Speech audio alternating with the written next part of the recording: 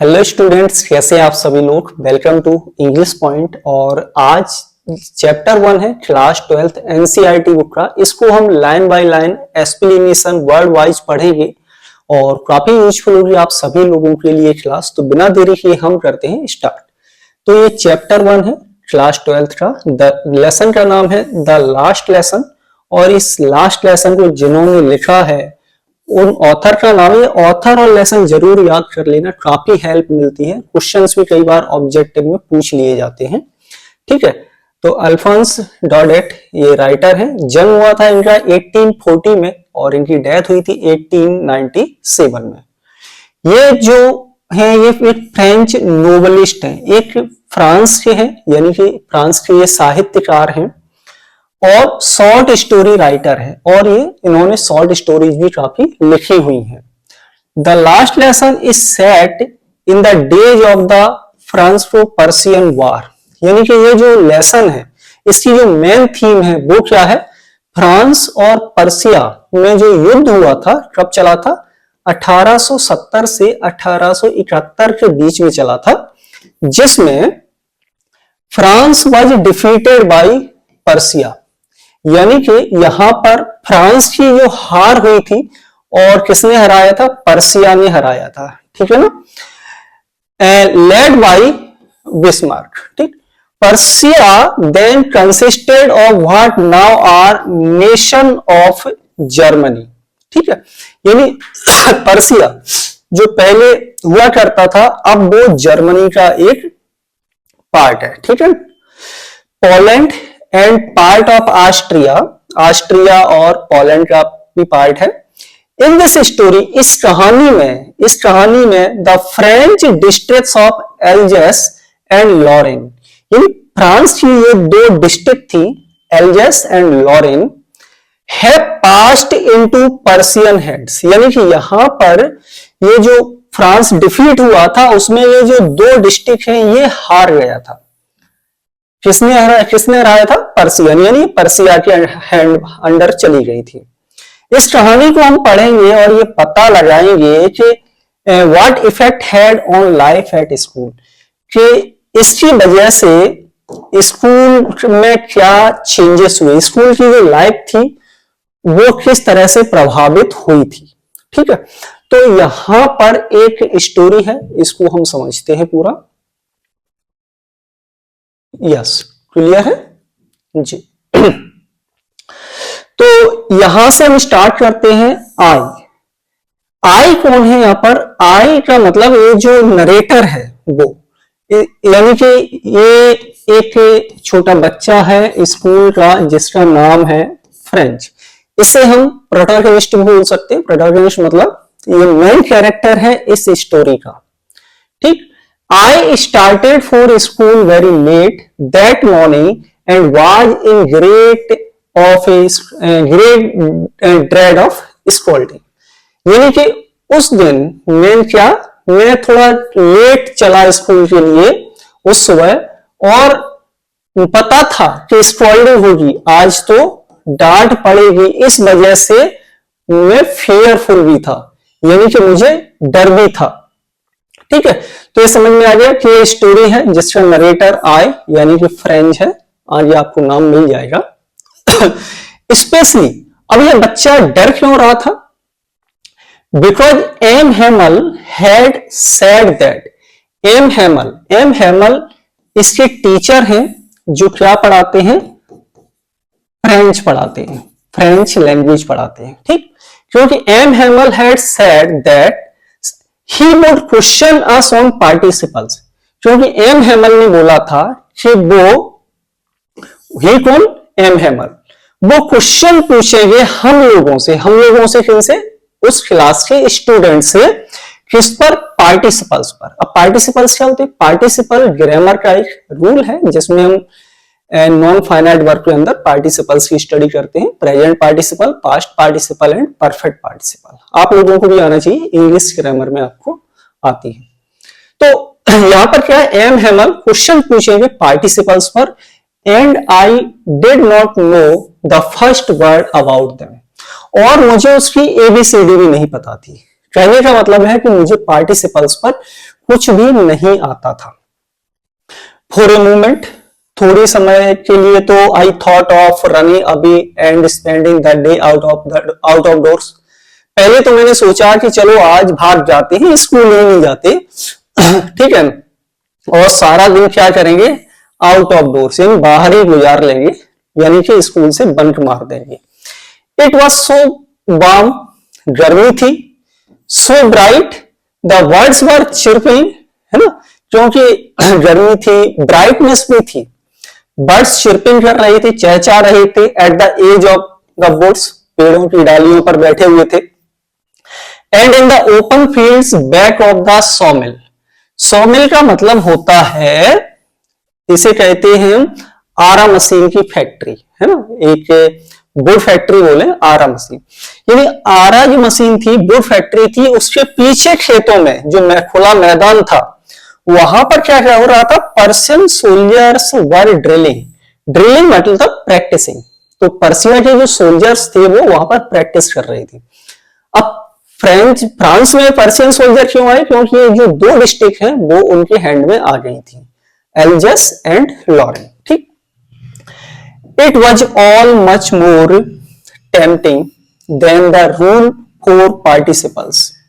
ये इतना टेम्पटिंग था किसके, पार्टिसिपल्स के, यानी ये ज्यादा अच्छा था, लुभावना था ये सारी चीजें, बजाय पार्टिसिपल्स पर जाकर के रूल्स सुनाने के, है ना। But I had the strength to resist and hurried off to school. लेकिन मेरे अंदर क्या आया, एक ऐसी ताकत आई जिसकी वजह से मैंने इन सब चीजों पर बिल्कुल भी ध्यान नहीं दिया, और मैंने क्या किया, मैं सीधा मैंने स्कूल के लिए की तरफ दौड़ लगा दी, ठीक है। सॉरी, आगे। When I passed the town hall एक पब्लिक प्लेस है। जब मैं टाउन हॉल से निकला तो देयर वाज ए क्राउड, यानी कि यहां पर क्या था, यहां पर भीड़ लगी हुई थी। टाउन हॉल पर क्या था, भीड़ लगी हुई थी। In front of the bulletin board, उस समय वार के टाइम पर बुलेटिन बोर्ड लगाए जाते थे, जिस पर जो भी बैड न्यूज या कुछ इंपोर्टेंट न्यूज देनी होती थी तो उस बोर्ड पर लिख दिया जाता था, ठीक है ना। तो बुलेटिन बोर्ड पर यहां पर भीड़ लगी हुई थी। फॉर द लास्ट 2 years, पिछले 2 सालों से क्या हो रहा था, all our bad news had come from there, यानी जितनी भी बैड न्यूज आ रही थी ना, जो बुरी खबरें आ रही थी युद्ध से रिलेटेड, वो सारी की सारी इस बुलेटिन बोर्ड पर लिखी जा रही थी। लोग टाउन हॉल आते थे, वहां पर पढ़ते थे और समझ जाते थे कि अब आज हमारे यहाँ ये हुआ है। जैसे द लॉस्ट बैटल्स, कौन युद्ध हारा, द ड्राफ्ट है, ड्राफ्ट का मतलब है कि कहाँ कितनी भर्ती हुई सेना की, कौन सा ऑर्डर आया है कमांडिंग ऑफिसर की तरफ से।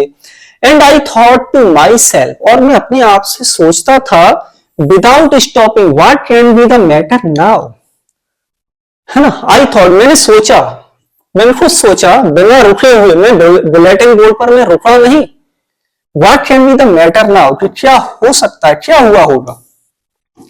आगे देखते हैं। यस, नेक्स्ट है यहां पर,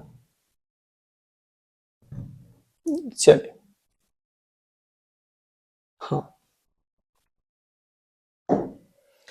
Then I hurried by as fast as I could. फिर मैंने जल्दी की, जितना जल्दी मैं कर सकता था, जितना जल्दी मैं जा सकता था।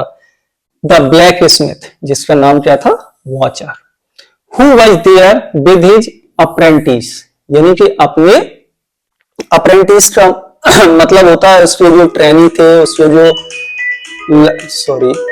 उसके जो लर्नर थे, उसके जो ट्रेनीज थे, उनके साथ वो भी वहां पर खड़ा हुआ था।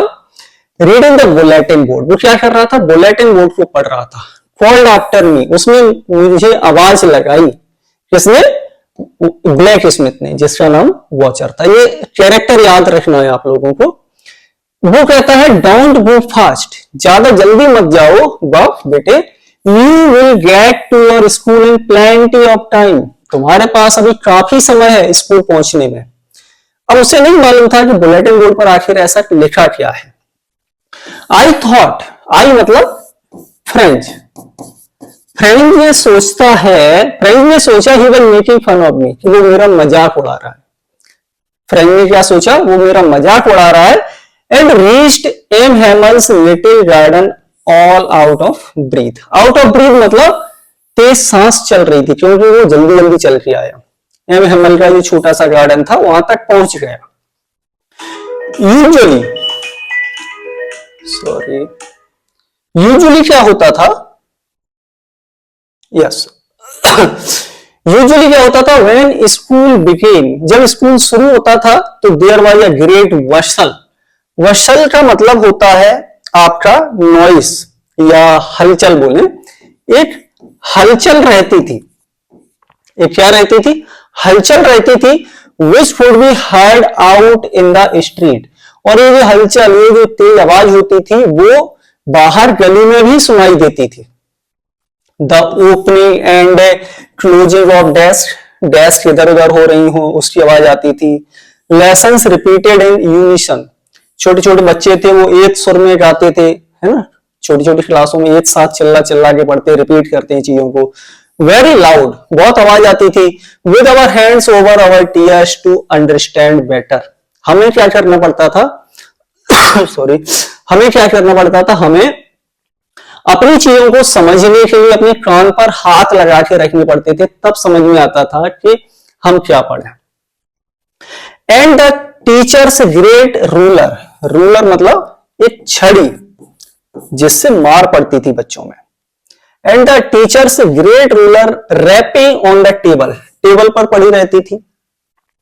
But now it was all so still, लेकिन आज सारी चीजें बिल्कुल अलग थी, सारी चीजें थमी हुई थी। क्या था, I had counted on the promotion to get my desk without being seen. अब मुझे क्या करना था, अब मुझे अपनी सॉरी, मुझे अब अपनी टेबल पर पहुंचना था, कोई मुझे देखे नहीं। लेकिन of course that day everything had to be as quiet as Sunday morning, लेकिन उस दिन इतना शांत था जितना कि संडे मॉर्निंग को होता था। ये जितनी शांति संडे मॉर्निंग को विद्यालय में होती थी उतनी शांति आज थी। आगे देखें, थ्रू द विंडो, विंडो में से मैंने क्या देखा, आई सॉ माई क्लासमेट्स, मैंने मतलब फ्रेंड्स ने देखा, मेरे क्लासमेट्स बैठे हुए हैं, कहां पर, ऑलरेडी इन देयर प्लेसेस, अपनी अपनी जगहों पर पहले से ही पहुंच रहे हैं वो तो। एम हेमल है walking up and down with his terrible iron ruler under his arm, M Hamel टहल रहे हैं, ऊपर नीचे हो रहे हैं, टेरिबल आयरन रूलर भी हम उनके बाह में दबाए हुए हैं। टेरिबल का मतलब यहाँ पर भया, मतलब दिखने से ही डर लगने लगता है उससे, छड़ी से तो सभी को लगता है। I had to open the door, अब मुझे क्या करना था, मुझे दरवाजा खोलना था खुद। पहले तो क्या बच्चे डेली क्या करता था, बच्चे इधर उधर दौड़ते थे, आवाजें आती थी, चुपचाप घुस जाता था क्लास में, लेकिन आज ऐसा नहीं हो पा रहा था उससे। And go in before everybody, और अंदर जाना था हर किसी के सामने, फिर सब लोग उसे ही देखते। You can imagine how I blushed, अब आप समझ सकते हो कि मेरा चेहरा किस तरह से लाल हुआ होगा। हाउ फ्राइटेंड आई वॉज, मैं कितना डरा हुआ होऊंगा। बट नथिंग हैपेंड, लेकिन हुआ कुछ नहीं। एम हेमल जो उसके टीचर हैं, सॉ मी, उन्होंने मुझे देखा, and said very kindly, said very politely, said very nicely, उन्होंने बहुत ही काइंडली मुझसे कहा, go to your place quickly, जल्दी से अपनी जगह पर पहुंच जाओ। लिटिल फ्रेंच, अब समझ में आया कि ये जो आई कैरेक्टर बार बार आ रहा है ये कौन है, ये फ्रेंच है, ठीक है ना। हाँ, और ये मेन कैरेक्टर भी है इस स्टोरी का, तो पॉइंट याद रखना है सारी। We were beginning without you, हम तो तुम्हारे बिना ही लेसन स्टार्ट कर रहे थे, ये टीचर ने बोला। Yes, but nothing happened, M Hamel saw me and said very, अच्छे हो गया यहां से।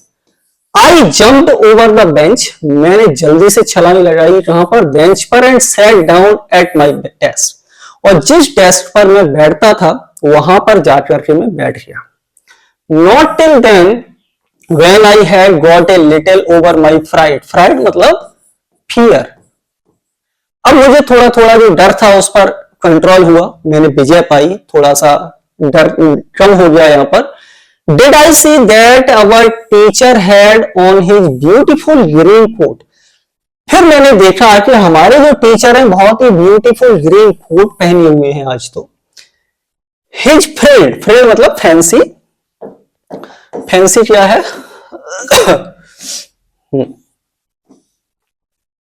यस, फ्रेड साइट है, and the little black silk cap है, all embroidered that he never wore except on inspection and prize day.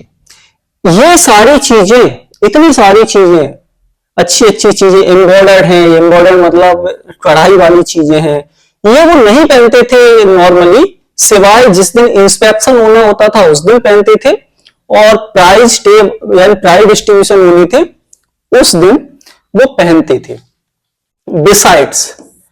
Besides मतलब के अलावा, और इसके अलावा the whole school seemed so strange and solemn. आज जो पूरा स्कूल है ना वो बहुत ही स्ट्रेंज, अजीब दिखाई दे रहा है। क्या अजीब दिखाई दे रहा है? But the thing that surprised me most was to see, लेकिन सबसे ज्यादा सरप्राइजिंग चीज मुझे आज विद्यालय में लगी वो ये लगी कि ऑन द बैक बेंचेस, यानी पीछे वाली बेंचों पर, दैट वर ऑलवेज एम्प्टी, जो टेबलें हमेशा खाली रहती थी, the village people sitting quietly like ourself, वहां पर गांव के लोग बैठे हुए थे ठीक हमारी तरह, यानी हम स्टूडेंट की तरह वहां पर पीछे गांव के लोग भी बैठे हुए थे। Old Houser with his 3 corner hat, एक ओल्ड हाउजर था, 3 कॉर्नर वाला हेड था, ये पायरेट वगैरह देखा होगा आपने, है ना, पायरेट की मूवी देखी ना, उसमें देखा होगा। द फॉर्मर मेयर, एक पूर्व मेयर भी था। द फॉर्मर पोस्ट मास्टर, एक पिछला पोस्ट मास्टर था जो रिटायर्ड हो गया था। एंड सेवरल अदर बिसाइड्स, इसके अलावा और भी कई सारे लोग थे जो आज वहां पर बैठे हुए थे। एवरीबडी लुक्ड सैड, हर कोई कैसा था? हर कोई दुखी था आज तो। And Houser had brought an old primer, primer मतलब एक प्राइमरी की बुक, आपने देखा होगा जो छोटे छोटे बच्चे होते हैं ना, उनके पास अल्फाबेटिकल ABCD वाली पहाड़े, इस तरीके की छोटी छोटी जो प्राइमरी में बुक यूज करते हैं, वो उसके हाथ में बुक थी, काफी पुरानी थी। थम्ड द एज, उसने अंगूठा लगाया किनारे पर, प्राइमर के किनारे पर, बुक के किनारे पर, and he had it open on his knees with his great spectacles lying across the pages, और उसने चश्मा लगाते हुए जो पेजेस पर था वो ओपन किया। While I was wondering about it all, जब मैं इन सभी चीजों की उलझन में था, M Hamel mounted his chair, M Hamel ने क्या किया? चेयर पर माउंट हुए, बैठे। And in the same grave, grave मतलब सोबर, सीरियस, ठीक उतने ही सीरियस थे, and gentle tone which he had used to me, जो टोन उनकी पहले हुआ करती थी। क्या कहा उन्होंने? My children this is the last lesson, मेरे बच्चों ये तुम्हारा अंतिम लेसन है, यानी कि आज के बाद में आपको ये फ्रेंच लैंग्वेज नहीं पढ़ूंगा, ठीक। आई शैल रिव्यू, यानी आज मैं आपको लास्ट लेसन दूंगा। क्यों? The order has come from Berlin, Berlin से आदेश आया है, to teach only German in the schools of Alsace and Lorraine, Lorraine और एल्जेस के स्कूलों में केवल अब क्या पढ़ाई जाएगी? जर्मन पढ़ाई जाएगी, है ना, यानी जो फ्रेंच लैंग्वेज है वो अब बंद हो जाएगी यहां पर।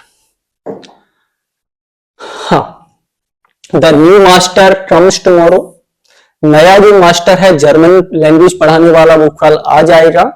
This is your last French lesson, ये तुम्हारा फ्रेंच का अंतिम लेसन है।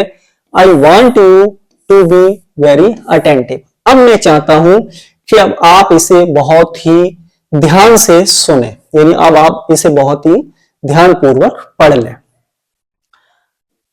What a thunderclap these words to me। अब यहां पर देखो, यहां पर लिखा है What a thunderclap these words to me। थंडरक्लैप मतलब जोल्ट, मतलब इन शब्दों ने तो मुझको क्या कर दिया, मुझे हिला दिया। ओ द रेस्ट मतलब वही एनिमी जी, पर्शियन सोल्जर, उनसे रिलेटेड है। That was what they had put up at the town hall। अब समझ में आया कि इन पर्शियन सोल्जर्स ने, ऑफिसर्स ने बुलेटिन बोर्ड पर क्या लिखा हुआ था टाउन हॉल पर। यही मैसेज वहां पर लिखा हुआ था जिसे लोग पढ़ रहे थे, और ब्लैक स्मिथ ने बोला था फ्रेंच से कि काफी टाइम है, आराम से जाओ तो तुम, ठीक है ना। फ्रेंच सोचता है माई लास्ट लेसन, ये मेरा अंतिम लेसन है। वाई, क्यों? I hardly knew how to write, अरे मैं तो अभी लिखना भी नहीं सीख पाया। I should never learn any more, अब मैं इसे बिल्कुल भी नहीं सीख पाऊंगा क्या। आई मस्ट स्टॉप देयर, मुझे रुक जाना चाहिए। Then oh how sorry I was for not learning my lessons, अब उसे दुख हो रहा है कि मैंने अपने लेसन्स को नहीं सीखा। आगे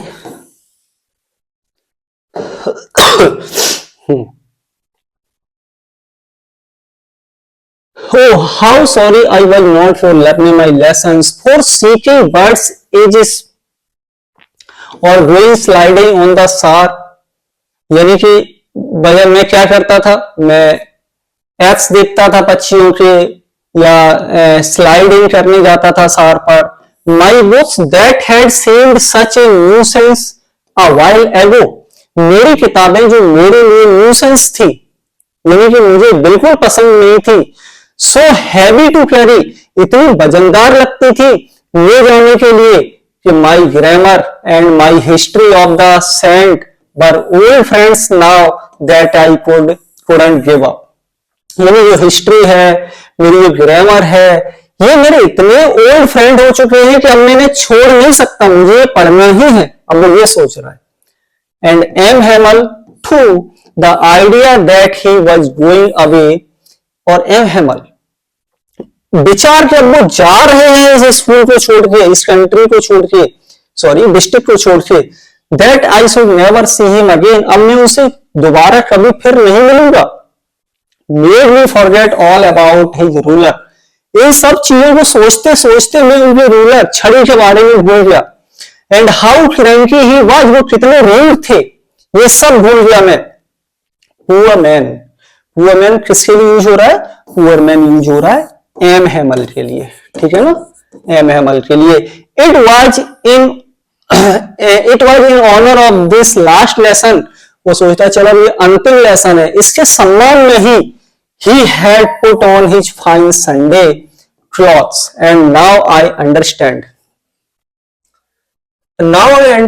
why the old men of the village were sitting there in the back of the room। अब उसे फ्रेंच को समझ में आ रहा था कि गांव के जो बूढ़े लोग थे वो उस कमरे में पीछे की चेयर पर क्यों बैठे हुए थे। दे वर सॉरी मतलब कि वो भी दुख महसूस कर रहे थे, क्योंकि स्टूडेंट भी दुखी हो रहे थे और वो सारे लोग भी जो उस स्कूल से अटैच थे। That they had not gone to school more, it was their way of thanking our master for his 40 years of faithful service। यानी कि इस तरह से वो लोग क्या कर रहे थे, वो धन्यवाद देने आए थे वहां आकर के कि जो मास्टर है हमारे, कौन? एम हेमल, उन्होंने 40 साल सेवाएं दी उस विद्यालय में, सर्विस की उस विद्यालय में। And of showing that their respect for the country, और देश के लिए उनके अंदर जो सम्मान था लोगों में जो वहां बैठे हुए थे, इसको भी बताने के लिए वो लोग आए।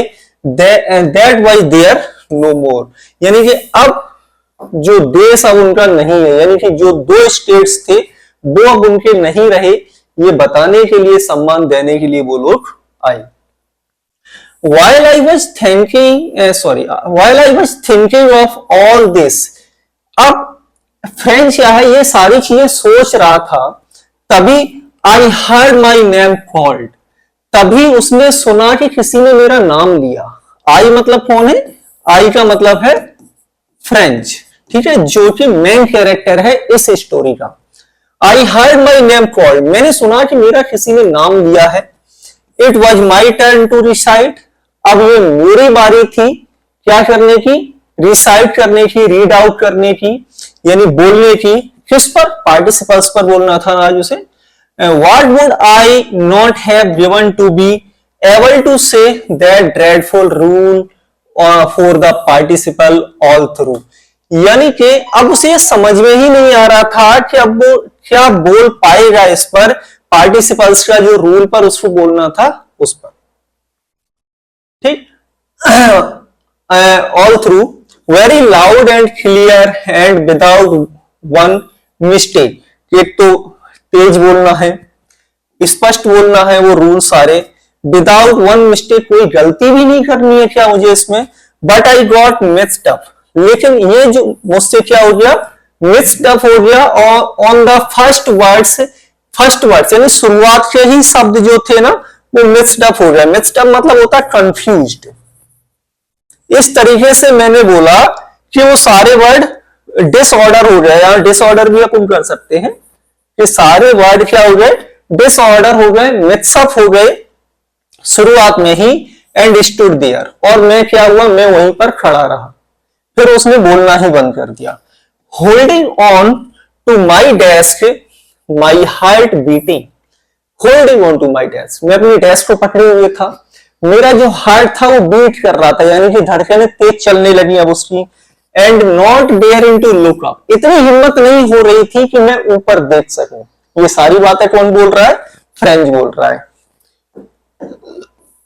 नेक्स्ट आगे है, हाँ, आई हर्ड एम हेमल से टू मी, मैंने सुना कि एम हेमल ने मुझसे कहा, आई वॉन्ट स्कॉल्ड यू, मैं आपको डांटूंगा नहीं, मैं आपको डांटूंगा नहीं।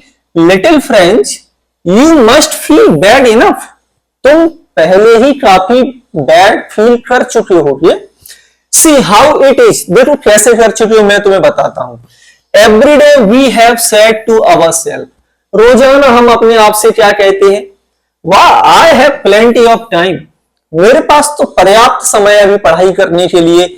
I will learn it tomorrow, मैं इन चीजों को ना कल सीख लूंगा। ऐसा होता भी है स्टूडेंट के साथ, उनको चीजें बहुत छोटी सी लगती हैं, जो कि एक्चुअल में वो टाइम पर रिपीट ना की जाए ना तो आप उनको भूल जाएंगे।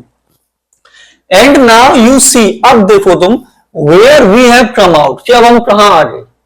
यानी कि आप डिले करते रहे चीजों को, सॉरी गले में प्रॉब्लम है 2-3 दिन से, हाँ। And now you have see where we have come out, अब आप देखो हम कहां पर आ गए, कहां आ खड़े हुए। That is the great trouble with Alsace and she puts off learning till tomorrow, ये तुम्हारी प्रॉब्लम नहीं है, पूरे एल्जेस की प्रॉब्लम है। यानी यहां पर लोग अपने कामों को कल पर छोड़ देते हैं, है ना। सी ये प्रोनाउन एल्जेस के लिए प्रयोग किया गया, ध्यान रखना, ठीक है ना। She puts off learning till tomorrow, Alsace मतलब पीपल ऑफ एल्जेस, ध्यान रहे। यानी इससे स्टेट डिस्ट्रिक्ट्स के लोग चीजों को कल पर छोड़। Now those fellows out there will be have the right to say to you, those fellows यानी कौन? जिन्होंने हम पर कब्जा कर लिया, यानी कि इन डिस्ट्रिक्ट्स पर कब्जा कर लिया है पर्शियन सोल्जर्स ने, वो उनके पास तो अधिकार है ये बोलने के लिए। How is it you pretend to be Frenchman, तुम अपने आप को फ्रेंचमैन बनने का दिखावा करते हो। And yet you can neither speak nor right, वो आपसे बोलेंगे कि आप तो दिखावा कर रहे हो, आपको ना तो फ्रेंच बोलना आती है ना ही फ्रेंच लिखना आती है, फिर आप कैसे इस देश से हो सकते हो। योर ओन लैंग्वेज, यानी आपको अपनी खुद की भाषा नहीं आती, वो बोलेंगे इस बात को, डेफिनेटली बोलेंगे। But you are not the worst, लेकिन तुम अकेले वर्स्ट थोड़ी हो, ये प्रॉब्लम तुम्हारी थोड़ी है। वो फ्रेंच से बोल रहा है M Hamel. Poor little French, we have all a great deal to reproach our self with, यानी कि हमने क्या किया हुआ है, हमने पूरा का पूरा जो ब्लेम है, रिप्रोच, रिप्रोच मतलब ब्लेम, ठीक है ना, यानी कि ये तो हम सब लोगों को अपने आप पर क्या है, ब्लेम लगाते रहते हैं एक दूसरे पर, अब खुद पर ही। Your parents were not anxious enough to have you learn, आपके माता पिता भी नहीं चाहते।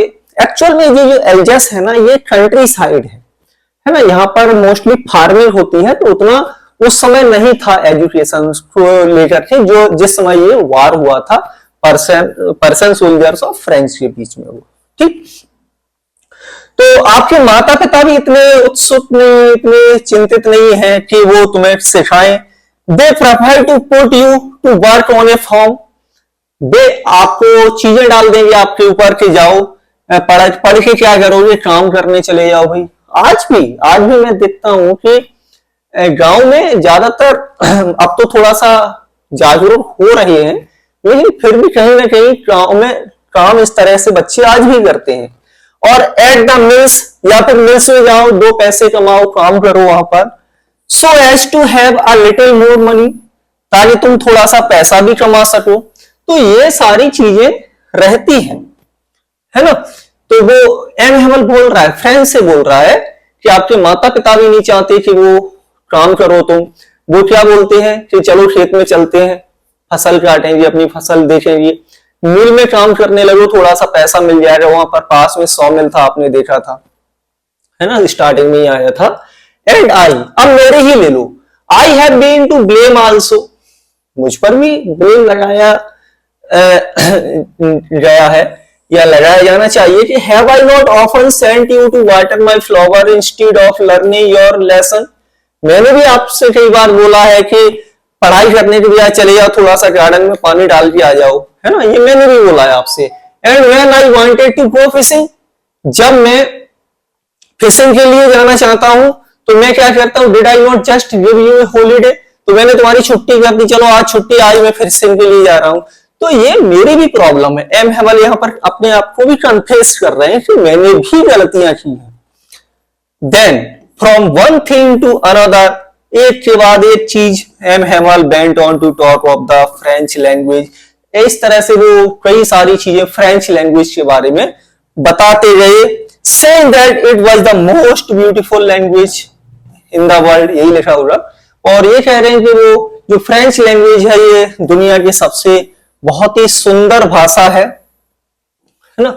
ये देखो, ये आप नक्शा बुक में आप लोग देख सकते हैं, आपकी बुक में ही प्रिंट होगा, इसमें थोड़ा सा जो पिक्सल है वो सही नहीं है, लिखा है कि लैंग्वेज इन द वर्ल्ड, यानी कि दुनिया की सबसे सुंदर भाषा है ये फ्रेंच, डेफिनेटली ब्यूटीफुल लैंग्वेज है।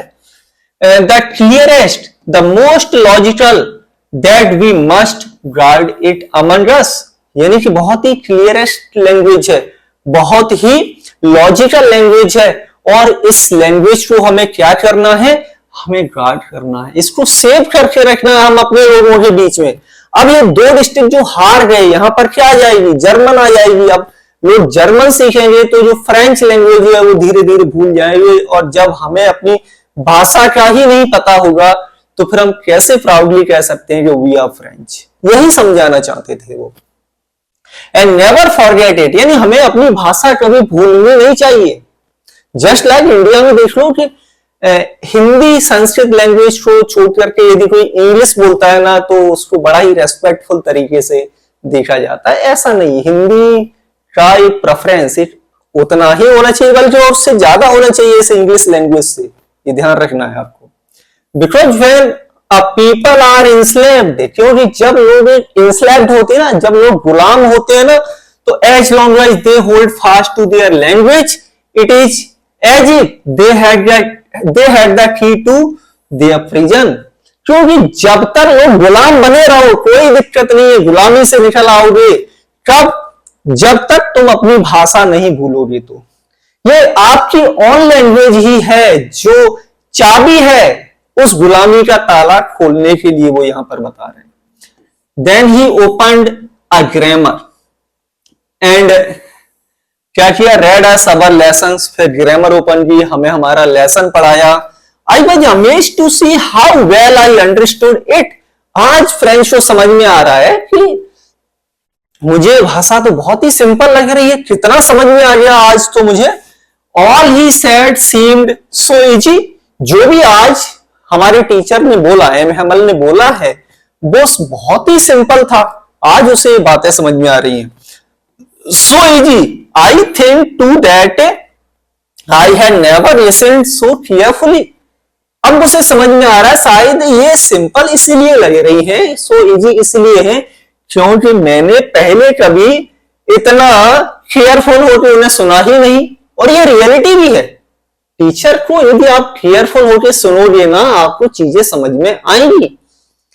And that he had never explained everything with so much patience.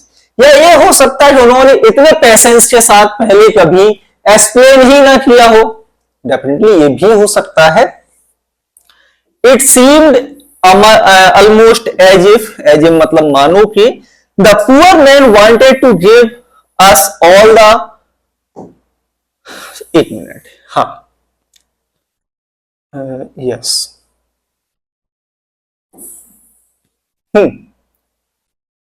that he had never explained everything with so much patience के साथ कभी एक्सप्लेन ही ना किया हो, है ना।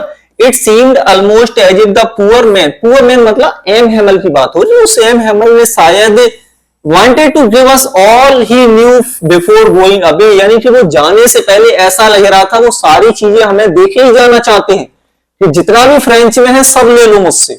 And to put it all into our heads at one stroke, और एक बार में अपने सिर में अंदर घुसा लो इस पूरी भाषा को। आफ्टर द ग्रामर के बाद we had a lesson in writing, फिर हमारी राइटिंग का लेसन आया। That day M Hamel had new copies for us. उस दिन एम हैमल हम सभी लोगों के लिए नई कॉपियां लेके आई थी। Written in a beautiful round hand France Alsace. In उसमें ब्यूटीफुल राइटिंग में ये दो वर्ड्स लिखे हुए थे। They looked like little flags floating everywhere in the school room। यानी कि जो फ्रांस एल्जेस ये वर्ड्स थे, ऐसा फील हो रहा था मानो पूरे कमरे में ये एक फ्लैग के रूप में उड़ते हुए दिखाई दे रहे थे। Hung from the rod at the top of our desk, हमारी जो डेस्क लगी हुई थी उसके ऊपर रॉड में भी वो फ्लैग्स लगे हुए थे। इसके आगे You ought to have seen how everyone sat to purse, मतलब हर कोई अपनी अपनी कार में लगा हुआ था। And how quiet it was, और कितनी शांति थी। अब किसका चल रहा था, राइटिंग चल रही थी, शांति हो गई। The only sound was the scratching of the pens over the paper। Sound किसका आ रहा था, साउंड आ रहा था केवल पेजों के ऊपर जो पेन चल रहे थे उनके स्क्रैच करने की आवाजें आ रही थी। Once some beetles flew in, कुछ कीड़े अंदर उड़ते हुए आ गए, बीटल्स होते हैं। But nobody paid any attention to them, लेकिन किसी ने भी ध्यान नहीं दिया उन कीड़ों की तरफ जो कीट पतंगे आए। Not even the littlest ones, जो छोटे छोटे बच्चे थे उन्होंने भी ध्यान नहीं दिया उन पर, हालांकि वो ऐसे बच्चे देते हैं ध्यान। Who worked right on tracing their fish hooks, यानी कि बगल में बच्चे क्या कर रहे थे, फिश मछली का जो कांटा होता है ना वो चित्र बना रहे थे।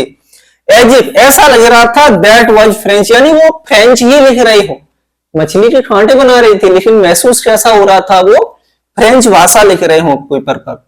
ऑन द रूफ, छत पर, the pigeons flew very low, जो कबूतर थे वो गुटर गुटर कर रहे थे धीरे धीरे।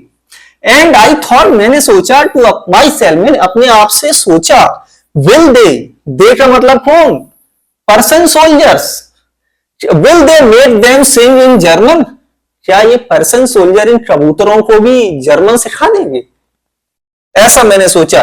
इवन द पिजन्स, यानी इन कबूतरों को भी। Whenever I looked up from my writing, जब भी मैं राइटिंग करते हुए ऊपर देखता सामने, तो I saw M. Hamel sitting motionless in his chair। तो मैं क्या देखता बार बार कि एम हैमल अपनी चेयर पर बैठे हुए मोशनलेस, बिल्कुल हलचल नहीं कर रहे, शांति से। And gazing first at one thing, और किसी एक चीज को ही बार बार वो देख रहे हैं, देन द अनदर, फिर किसी दूसरी चीज को लंबे समय तक देख रहे हैं, एज इफ, मानो कि he wanted to fix in his mind just how everything looked in that little school room। मानो कि वो अपने माइंड में ये बात फिक्स करना चाहते हैं कि उनके विद्यालय में वो छोटी से छोटी चीजें कहां फिक्स थी, वो सारी मेमोरी अपने साथ ले जाना चाहते हैं। Fancy for 40 years he had been there in the same place। 40 साल तक उन्होंने इसी स्थान पर अपनी सेवाएं दी हैं। The same place with his garden outside the window। Window के बगल से ही उनका एक गार्डन था जो कि स्टोरी की स्टार्टिंग में ही हमें मिला था। And his class in front of him। और उसी के उनके सामने क्या थी, उनकी क्लास थी, ये बच्चे बैठे हुए थे। और इसकी आगे है, yes, just like that only the desks and benches had been worn smooth। क्या हुआ था, जो बेंच थी और डेस्क थी ये घिस घिस कर क्या हो गई थी, ये चिकनी हो गई थी। Even walnut trees in the garden more taller and the hoop vine that he had planted himself twined about the windows to the roof। जो वॉलनट ट्रीज थे यानी कि जो अखरोट के पेड़ थे वो लंबे हो गए, और जो होप वाइन थी, बेल थी, जो उन्होंने खुद लगाई थी, वो ट्वाइंड होते हुए कहां आ गई, विंडो से होते हुए छत पर पहुंच रही थी। How it must have been broken his heart to leave it all. उनका हृदय कितना टूट रहा होगा ये सारी चीजें छोड़ते हुए, ये वो फील कर रहा है। कौन, main character French, poor man. ये जो बार बार पुअर मैन वर्ड आ रहा है ना, ये हैमल के लिए आ रहा है, याद रखना है ना, फ्रेंच के टीचर के लिए। Poor man to hear his sister moving about in the room above, यानी ऊपर उनकी जो सिस्टर है वो सामान को पैक कर रही है, पैकिंग दिया ट्रंक, संदूक लगा रही है, सामान फिल कर रही है उसमें। For they must leave the country next day, क्योंकि अगले ही दिन उन्हें यहां से जाना है। यस, आगे बढ़ते हैं। But he had the courage to hear every lesson to the very last। ऐसा फील हो रहा था मानो एम हेमल अपनी पूरी ताकत से, यानी उनके अंदर इतना साहस था कि वो हर लेसन को आपको सिखाना चाहते थे। आफ्टर द राइटिंग के बाद we had a lesson in history, फिर हिस्ट्री का लेसन स्टार्ट होता है। And then the baby chanted their ba be bi वो बू, फिर बेबी का चैंट हुआ, गाना हुआ, बा बेबी वो बू वाला। Down there at the back of the room old Hauser had put on his spectacles, और कमरे के पीछे जो ओल्ड हॉजर बैठा हुआ था उसने अपना क्या लगाया, चश्मा लगाया। And holding his primer in the both hands, दोनों हाथों में क्या पकड़े हुए था, प्राइमर अपना पकड़े हुए था, वही ABCD वाली book. Spelled the letter with them, और उसमें स्पेलिंग कर रहा था, स्पेलिंग्स वो पढ़ रहा था। You could see that he too watch crying, आप देख सकते हो तो वो भी रो रहा था। कौन रो रहा था यहाँ पर, ये मेन पॉइंट याद रहे ना, ओल्ड हाउजर भी रो रहा था। His voice trembled with emotion, उसकी जो आवाज थी इमोशंस के साथ क्या हो रही थी, ट्रेम्बल, लड़खड़ा रही थी, है ना। और इट वॉज सो फनी, लेकिन उसकी जो ट्रेम्बलिंग जो वॉइस थी वो इतनी फनी लग रही थी कि hear him that we all wanted to laugh and cry, यानी उसकी आवाज को सुनकर के हम सभी लोगों को जो क्लासरूम में बैठे हुए थे उन सभी लोगों को रोना भी आ रहा था और हंसी भी आ रही थी। How well I remembered it, मुझे ये सारी चीजें कितनी अच्छे से याद हो गई। फिर क्या, कौन कह रहा है ये बात, फ्रेंच कह रहा है, ये सारी बातें फ्रेंच बोल रहा है। दैट लास्ट लेसन, यानी ये जो आज अंतिम लेसन हुआ, ये सारी बातें मुझे बहुत ही इजीली याद हो गई। आज उसे आश्चर्य हो रहा है। आगे देखेंगे। All at once the church clock struck 12, तभी चर्च की घंटी बजी। कितना टाइम हो गया, 12 बज गए। देन द एंजेलस हुआ, एंजेलस मतलब जो सवार खत्म होने वाली प्रार्थना होती है, प्रेयर होती है, वो प्रेयर हुई। At the same moment the trumpet of person soldier, फिर उसी समय पर्शियन सोल्जर का जो ट्रम्पेट था, जो ढोल नगाड़े बज रहे थे, पीछे बजने लगे, रिटर्निंग फ्रॉम ड्रिल, वो कहां से वापस लौट रहे थे? ड्रिल से वापस लौट रहे थे, प्रैक्टिस से वापस लौट रहे थे। साउंडेड अंडर अवर विंडो, हमारी खिड़की के नीचे ही आवाज आ रही थी, जो बगल से ही क्या कर रहे थे? वो ड्रिल कर रहे थे। M Hemal stood up, M Hemal खड़े हुए, वेरी पेल, यानी उनका जो चेहरा था वो कैसा हो गया? पीला पड़ गया। इन हिज चेयर, अपनी चेयर से, I never saw him look so tall, मैंने उन्हें इतना लंबा पहले कभी नहीं देखा। ये मेन कैरेक्टर बोल रहा है, फ्रेंच। तो सैड ही, उन्होंने कहा, उन्होंने किसने?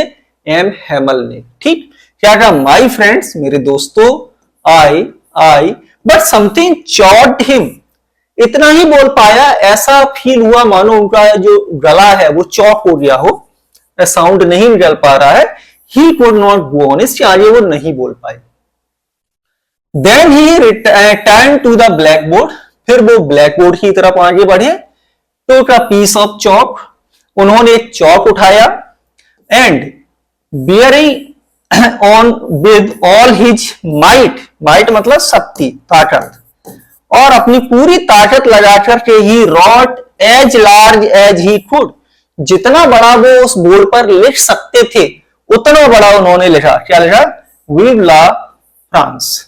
ये फ्रेंच वर्ड है और इसको बोलते हैं फ्रांस जिंदाबाद इंग्लिश में। ठीक, उन्होंने बोर्ड पर क्या लिखा? फ्रांस जिंदाबाद। यस, और थोड़ा सा और बचा है, इसको भी कर लेते हैं।